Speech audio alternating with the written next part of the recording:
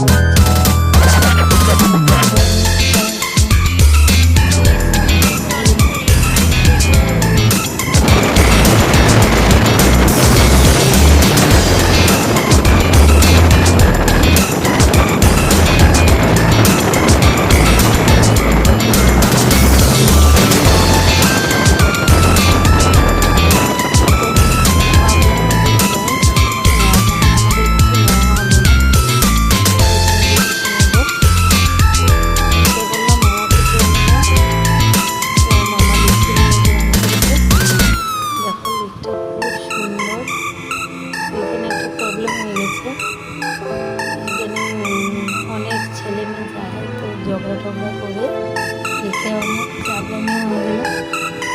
Police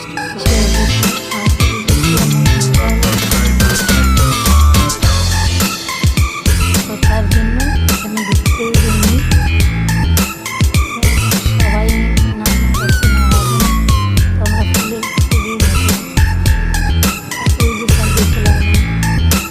ওই যে সাইডে চলে গেলাম, ওই যে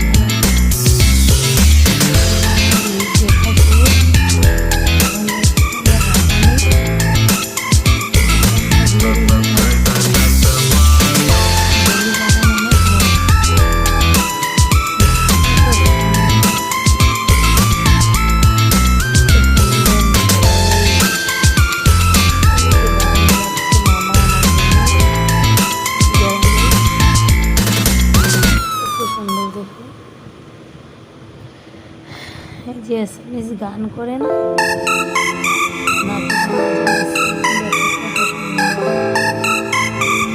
খুব ভালো লাগে।